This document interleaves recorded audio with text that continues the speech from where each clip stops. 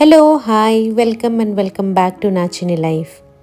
ఎలా ఉన్నారు అందరూ and how was your weekend? నేనైతే వీకెండ్ అంతా క్లీనింగ్ చేసుకుంటూ ఉన్నానండి. ఫస్ట్ అయితే డైనింగ్ టేబుల్ అయితే క్లీన్ చేస్తూ ఉన్నాను. చాలా జిడ్డుగా అయిపోయిందనమాట. ఊరెళ్ళి వచ్చిన తర్వాత కూడా జస్ట్ పైన క్లీన్ చేశాను కానీ డీప్గా క్లీన్ చేయలేదు. అందుకని చెప్పి ఇంకా సాటర్డే చక్కగా క్లీనింగ్ మొదలు పెట్టుకున్నాను. ఈ డైనింగ్ టేబుల్ వచ్చేసరికి షీషం వుడ్ అండి. యాక్చువల్గా ఇది వాటర్తో క్లీన్ చేయకూడదు అంటారు. అందుకని చెప్పి నేను ఇక్కడ మిస్టర్ మజిల్ యూజ్ చేస్తున్నాను. మిస్టర్ మజిల్తో కూడా క్లీన్ చేయొచ్చో లేదో అనేది నాకైతే ఐడియా లేదు కానీ జిడ్డుగా ఉంది కదా అని చెప్పి వేసేసి అయితే ప్రజెంట్ క్లీన్ చేసేస్తూ ఉన్నాను. యాక్చువల్గా ఈ డైనింగ్ టేబుల్ మీద గ్లాస్ టాప్ వేయిద్దామని చెప్పి అనుకున్నాము. మేము కొన్నప్పుడే అక్కడ సజెస్ట్ చేశారనమాట, మీరు గ్లాస్ టాప్ వేయించుకోండి బాగుంటుందని చెప్పి. మా బాబు గురించి అని చెప్పి మేము ఇంకా వేయించలేదు. ఎందుకంటే తను ఏదైనా ప్లేట్ కానీ ఏదైనా విసిరేసినా కూడా మళ్ళీ ఆ గ్లాస్ టాప్ పగలి గుచ్చుకొని ఇదంతా అవుతుంది, ఎందుకులే అని చెప్పి తను కొంచెం పెద్దగా అయ్యాక గ్లాస్ టాప్ వేయించుకుందామని చెప్పి అనుకున్నాం. గ్లాస్ టాప్ వేస్తే ఇంకా బాగుంటుందన్నమాట డైనింగ్ టేబుల్. ఇంకా ఈ బాస్కెట్ వచ్చేసరికి నేను అమెజాన్లో తీసుకున్నానండి, బ్యాంబూ బాస్కెట్. ఇది నాకు 1400 పడింది నేను కొన్నప్పుడైతే. ఇప్పుడు ప్రజెంట్ ప్రైస్ ఎంత ఉందో నాకు ఐడియా లేదు కానీ 1400. నేను అది రాగానే ఇది అంత వర్తా కాదా, రిటర్న్ ఇచ్చేద్దాం 1400 చాలా కాస్ట్లీ అని చెప్పి అనుకున్నాను.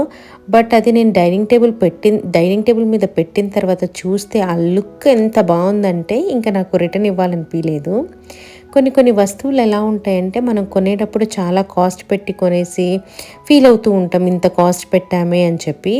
దాని తర్వాత ఎవరైనా ఆ ప్రోడక్ట్ గురించి కాంప్లిమెంట్స్ ఇచ్చినా, అదర్వైజ్ ఆ ప్రోడక్ట్ చూసి మనకి వచ్చే ఆనందమైన ప్రైస్లెస్ అనిపిస్తుంది అనమాట. కాస్ట్ పెట్టినా కూడా దట్స్ ఓకే అన్నట్టు అనిపిస్తుంది. సేమ్ అలానే నాకు ఆ బాస్కెట్తో అలా అనిపించింది.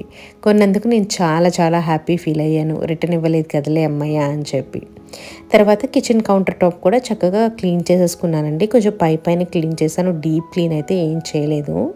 ఇక్కడ నెయ్యి బాటిల్కి చూసారా సైడ్స్ అంతా కూడా అతుక్కొని ఉంది కదా, అది కరిగిద్దామని చెప్పి ఏం చేస్తున్నానంటే ఒక స్టీల్ గిన్నెలో వాటర్ని అయితే బాయిల్ చేస్తున్నాను. ఇంకా బాయిల్ అయిన వాటర్ కొద్దిగా లూక్ వామ్ వరకు వచ్చే వరకు ఆగి దాని తర్వాత ఈ నెయ్యి డబ్బా అందులో పెడుతున్నాను అనమాట. అలా ఆ వేడికి ఆ సైడ్స్ కతుక్కున్న నెయ్యి మొత్తం కూడా చక్కగా కరిగిపోతుంది. ఈజీగా మనం ఇంకా చిన్న డబ్బాలో వేసుకోవచ్చు కదా అని చెప్పి ఇంకా పైన కూడా అలాగే అతుక్కొని ఉంటే నేను ఏం చేశానంటే రివర్స్లో ఈ వేడి గిన్నె ఉంది కదా దాని మీద పెట్టేశాను. నెయ్యి అంతా నీట్గా చక్కగా వచ్చేస్తుంది అనమాట. ఇంకా ఈరోజు లంచ్లోకి దొండకాయలు ఫ్రై చేద్దాం అని చెప్పి అనుకుంటూ ఉన్నాను. సరేనని చెప్పి కొద్దిసేపు నానబెట్టాను, ఎందుకంటే దానిపైన చాలా అంత మట్టి అదంతా ఉంది, నానితే ఈజీగా పోతుంది కదా అని చెప్పి నానబెట్టేసి ఇంకా వేరే చిన్న పనులు ఉంటే అన్నీ చేసుకుంటూ ఉన్నానండి. చాలా వరకు ఇల్లు సర్దుతూ ఉన్నానన్నమాట. ఇంకా ఐరన్కి ఇచ్చే బట్టలు ఉంటే అవన్నీ కూడా చక్కగా ఒక మూట కట్టేసి పెట్టేశాను. తర్వాత నా హస్బెండ్ ఇంకా ఇస్త్రీ అబ్బాయికి ఇచ్చేసి వస్తారనమాట. ఇంకా నేను హెల్ప్ చేయమని చెప్పాను, ఇలా కొంచెం దొండకాయలు కట్ చేసి ఇవ్వండి ప్లీజ్ అని చెప్పి. ఎందుకంటే నేను వేరే పనులన్నీ సర్దుతూ అన్ని బెడ్షీట్లు అవన్నీ మారుస్తూ ఉన్నానమాట. ఇంకా సరేనని చెప్పి నా హస్బెండ్ కూడా టీవీ చూస్తూ చక్కగా దొండకాయలు అయితే కట్ చేసేసారు. నాకు యాక్చువల్గా వెజిటేబుల్స్లో కట్ చేయడం ఇష్టం లేనిది ఒక్కటే ఒక వెజిటేబుల్ దొండకాయలు. ఎంత టైం పడుతుందో అండి. ఇప్పుడంటే మేము రౌండ్గా చక్రాల్లాగా కట్ చేసేస్తున్నాం కానీ నేను చిన్నగా ఉన్నప్పుడు మా మమ్మీ వాళ్ళైతే ఇంకా చిన్న పీసెస్గా కట్ చేసేవాళ్ళు. ఎంత ఓపిక అబ్బా అనుకునేదాన్ని. ఇప్పుడు ఇలా రౌండ్గా కట్ చేయడమే నాకు చాలా పెద్ద పనిలాగా అనిపిస్తుంది. అయినా నా హస్బెండ్ అయితే చక్కగా నీట్గా అయితే కట్ చేసి ఇచ్చేసారనమాట.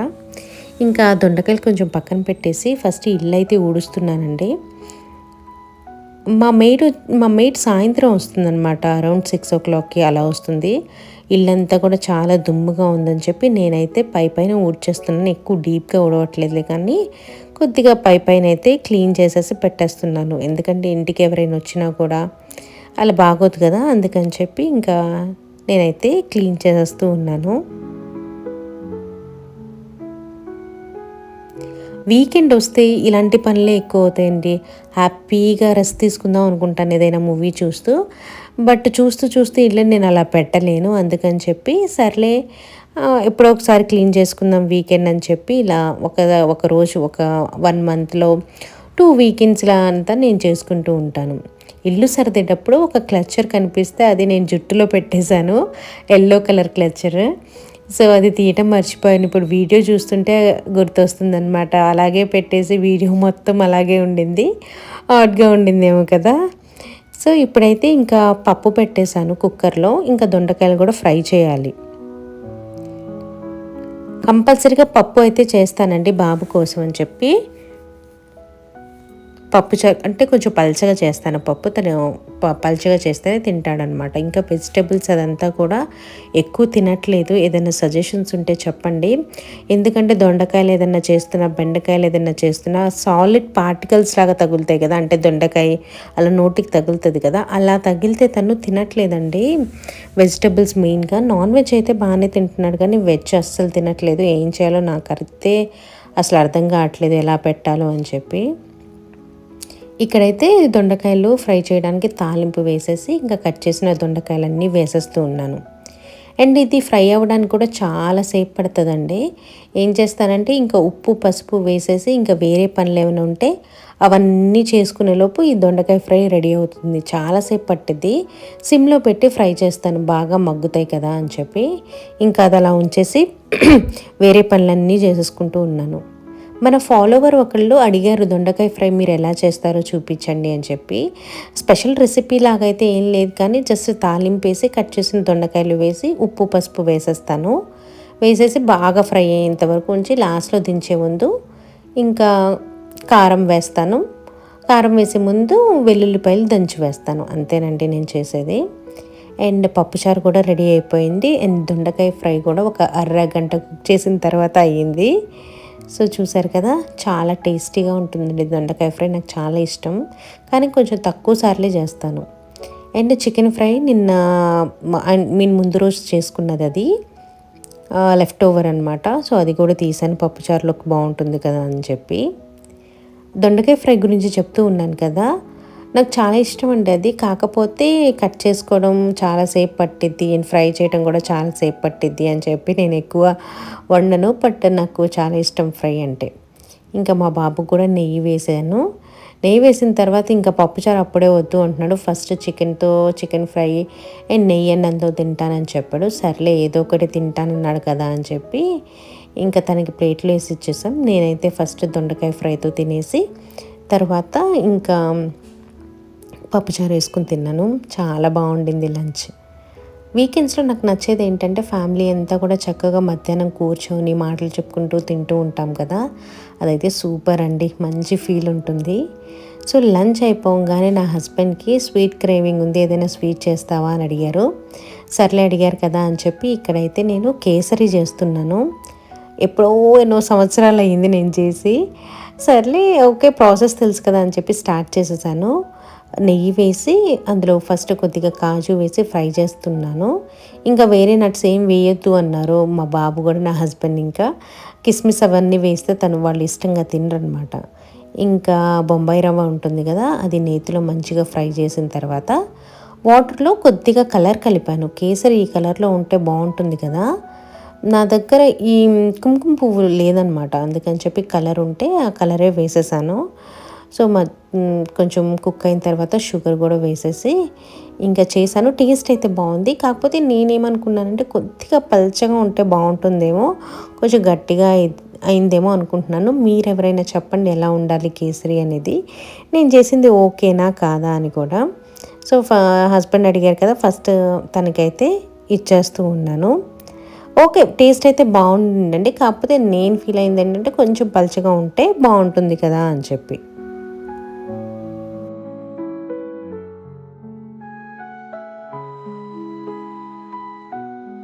Hello, hi. సో మీకు యాక్చువల్లీ 2 months బ్యాక్ ఒక షార్ట్ వీడియోలో మీకు చెప్పున్నాను, నేను లారియల్ ప్యారిస్ ఈ షాంపూ యూజ్ చేస్తున్నాను, దీంతో పాటు ఈ కండిషనర్ కూడా యూజ్ చేస్తున్నాను అని చెప్పాను కదా. అంటే కొన్నాను అని చెప్పాను, యూజ్ చేసి మీకు రివ్యూ షేర్ చేస్తానని కూడా చెప్పాను కదా. సో దాని రివ్యూ ఇప్పుడు షేర్ చేయబోతున్నాను. ఇది సెకండ్ బాటిల్ అండి నేను యూజ్ చేస్తుంది. కండిషనర్ మాత్రం ఫస్ట్ కొన్నదే. కండిషనర్ నాకు అసలు సెట్ అవ్వలేదు. నాది యాక్చువల్గా చాలా సిల్కీ హెయిర్. ఆ కండిషనర్ అప్లై చేస్తే నా జుట్టు అసలు ఫుల్ ఎగిరిపోతూ అసలు నాకు సెట్ అవ్వలేదనమాట నా జుట్టుకి. సో నేను యూజ్ చేయట్లేదు. నా హస్బెండ్ కొంచెం యూజ్ చేస్తూ ఉన్నారు.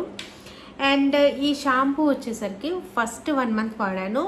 సూపర్ సాఫ్ట్ అయిపోతుంది జుట్టు మాత్రం, అదొక్కటి నుంచి చెప్పగలను. బట్ నాకు too much of hair fall అండి, చాలా అంటే చాలా hair fall. So first month చూశాను, నెక్స్ట్ మంత్ కూడా వాడుతున్నాను. ఇంకా కొద్దిగా షాంపూ ఉందన్నమాట ఇందులో. సో నాకే హెయిర్ ఫాల్ అవుతుందేమో అని అనుకున్నాను, నా ప్రాబ్లం ఏమో అని చెప్పి అనుకున్నాను. దాని తర్వాత నా హస్బెండ్కి కూడా చాలా హెయిర్ ఫాల్ అవుతూ ఉందన్నమాట.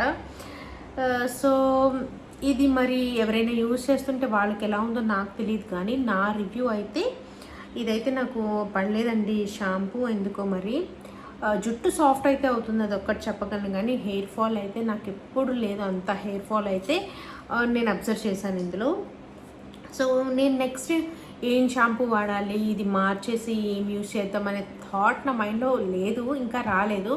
బట్ జుట్టు ఉడుతుంది అని చెప్పి అనుకుంటూ ఉన్నాను. ఈలోపే నా హస్బెండ్ అయితే రీసెర్చ్ చేసేసి తను తీసుకొచ్చారు సెబామెడ్. ఈసారి చిన్న బాటిలే తీసుకొచ్చారు, ఫస్ట్ ట్రై చేద్దాం కదా అని చెప్పి. తను ఇది రివ్యూస్ అవన్నీ చూసి ఇది బాగుంటుందని చెప్పి తను సెలెక్ట్ చేశారనమాట. తనకి చాలా హెయిర్ ఫాల్ అవుతుందంట. సో ఇంకా తను ఇది షాంపూ అయితే నేను అసలు వాడను, నా జుట్టు చాలా వరకు ఊడిపోయింది, నా వల్ల కాదని చెప్పి తనైతే ఇది తీసుకొచ్చారు. ఇదేంటంటే చాలా తక్కువ షాంపూ యూజ్ చేయాలంట మనం హెయిర్ వాష్ చేసేటప్పుడు. ఎక్కువ షాంపూ పెట్టుకోకుండా జస్ట్ కింద వెనకాల ఇన్స్ట్రక్షన్స్ కూడా వీళ్ళు ఇచ్చారు. సో ఇదైతే నేను 2 టైమ్స్ వాడాను. 2 టైమ్స్ అంటే 2 సార్లు స్నానం చేశాను ఇప్పటి వరకు, తల స్నానం. సో జుట్టు అయితే సాఫ్ట్ అయిపోదు. మనం కుంకుడుకాయలతో స్నానం చేసినప్పుడు కొంచెం రఫ్గా ఉన్నట్టు అనిపిస్తుంది కదా, స్నానం చేసేటప్పుడు మాత్రం అలా రఫ్గా అనిపిస్తుంది. దాని తర్వాత నాకైతే ప్రెసెంట్ 2 డేస్లో ఓకే, నేను 2 డేస్లోనే రివ్యూ షేర్ చేయలేను కదా, మళ్ళీ ఒక 1 మంత్ యూజ్ చేసిన తర్వాత, లేకపోతే ఈ బాటిల్ కంప్లీట్ చేసిన తర్వాత నా రివ్యూ అయితే నేను షేర్ చేస్తాను, ఓకేనా. సో ఇదండి నా షాంపూ రివ్యూ అయితే. అండ్ మీ అందరికి యూస్ఫుల్ అవుతుంది అని చెప్పి నేను షేర్ చేశాను. బాటిల్ నా బాబు బాటిల్ చూపించమని చెప్పి అడుగుతూ ఉన్నాడు. ఇది తన క్యూట్ బాటిల్ అనమాట, నేను అమెజాన్లో నుంచి తీసుకున్నాను. ఇది నేను నా ప్రోడక్ట్స్ అన్ని చూపిస్తున్నాను కదా, తన బాటిల్ కూడా చూపించండి అంటూ ఉన్నాడు. సో చూపిస్తున్నాను, నా ఎదురుగానే కూర్చొని ఉన్నాడు ఇక్కడ. సో అది అండ్ తర్వాత నిన్న నేను పోస్ట్ చేసిన షార్ట్ వీడియోలో, నేను పోస్ట్ చేశాను కదా షార్ట్ వీడియో, ఆ షార్ట్ వీడియోలో నేను పెట్టుకున్న జుమ్కీస్ గురించి చాలామంది అడిగారండి. ఇది నేను మాధురి కలెక్షన్స్ అనే ఇన్స్టాగ్రామ్ పేజ్ నుంచి తీసుకున్నాను.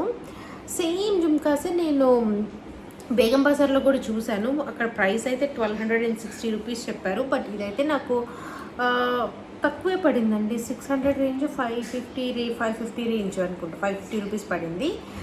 నాకు చాలా చాలా బాగా నచ్చాయి. ఇప్పుడు ఏంటంటే అన్నీ కొంచెం ఎథనిక్గా అలా కొంచెం సాంప్రదాయంగా రెడీ అవ్వాలి అనుకున్నా ఇలాంటివి అయితే వేసుకుంటూ ఉన్నాను. నేను చూశాను చాలా దగ్గర. నేను నిన్న వేసుకున్నా కూడా, చీరలో వేసుకున్నప్పుడు కూడా నాకు చాలా బాగా నచ్చింది ఇది అయితే. సో అది మీకు డీటెయిల్స్ కావాలన్నారని చెప్పి ఇక్కడ పెడుతున్నాను. మీకు ఇంకేదైనా ప్రోడక్ట్స్ లింక్స్ కావాలన్నా కూడా నా దగ్గర నేను ఏదైనా ఆన్లైన్లో కొని ఉంటే మాత్రం డెఫినెట్గా నేను లింక్స్ అయితే ఖచ్చితంగా యాడ్ చేస్తానండి. సో నా వీడియో చూసి చాలామంది మంచిగానే కమెంట్స్ చేస్తారు. So I'm very very happy for that. And likes మాత్రం నాకు ఎందుకో ఎక్కువ రావండి, I don't know why. So ప్రతి ఒక్కరికి కనుక వీడియో కనుక నచ్చినట్లయితే డెఫినెట్గా లైక్ చేయండి. నేను అట్లీస్ట్ ఈ వీడియోకైనా కూడా కొద్దిగా మంచిగా లైక్స్ వస్తాయని చెప్పి అనుకుంటూ ఉన్నాను. అండ్ ఇంకో విషయం మాట్లాడాలి అనుకున్నది ఏంటంటే, నా ఫాలోవర్స్ గురించి అండి. మన సబ్స్క్రైబర్స్, మన ఫాలోవర్స్ నాకు మెట్రోలో కనిపిస్తూ ఉన్నారు, మాల్స్లో కనిపిస్తూ ఉన్నారు. సో వాళ్ళందరూ కూడా చేస్తూ ఉన్నారనమాట. చాలా హ్యాపీ అనిపిస్తుంది. సడన్గా వచ్చి మీరు నా చిన్ని లైఫ్ మీదే కదా యూట్యూబ్ ఛానల్ చెప్పగానే, సో ఐ వాజ్ షాక్డ్ అనమాట. అంటే షాక్ అయిపోయి అలా నుంచుంటున్నాను, కానీ ఎక్కువ నేను హాయ్ హలో అని చెప్తున్నాను, కానీ అట్లీస్ట్ నేను కూడా అడగట్లేదు. సారీ అండి, వెరీ వెరీ సారీ అండి, వెరీ వెరీ సారీ. యాక్చువల్గా ఆ టైంలో నాకు ఏం మాట్లాడాలో తెలియక నేను ఎక్కువగా సో ఆ టైంలో ఏం మాట్లాడాలో తెలియక నేను ఎక్కువగా అంటే రెస్పాండ్ బాగానే అవుతాను, కానీ నేను కూడా అడగటం మర్చిపోయిన తర్వాత నేను అనుకుంటూ ఉన్నాను వీడియోస్ ఎడిట్ చేసేటప్పుడు కానీ, లేకపోతే తర్వాత నేను వాళ్ళ దగ్గర నుంచి వచ్చేసిన తర్వాత అయ్యో నేను కూడా అడగలేదు ఏంటి అబ్బా అని చెప్పి అలా అనుకున్నాను. సారీ, ఈ వీడియో కనుక మీరు చూస్తూ ఉంటే very very very very thank you అండి. And I'm very grateful that మీలాంటి ఫాలోవర్స్ సబ్స్క్రైబర్స్ నాకు ఉన్నందుకు. సో నా యూట్యూబ్ ఛానల్ని మీరందరూ మంచిగా ఎంకరేజ్ చేసి ఇంకా మంచి 50,000 ఫస్ట్ టార్గెట్, తర్వాత 1 lakh వరకు రీచ్ అవ్వాలని చెప్పి అనుకుంటూ ఉన్నాను. సో ఈ వీడియో ఇక్కడితో ఎండ్ చేస్తున్నానండి. హోప్ ఈ వీడియో మీ అందరికీ నచ్చింది అనుకుంటున్నాను. నచ్చినట్లయితే నా వీడియోకి లైక్ చేయండి, షేర్ చేయండి, అండ్ నా ఛానల్ని సబ్స్క్రైబ్ చేసుకోవడం మాత్రం మర్చిపోవద్దు. మళ్ళీ ఇంకో కొత్త వీడియోతో మీ ముందు ఉంటాను. Until then bye bye, take care, see you soon.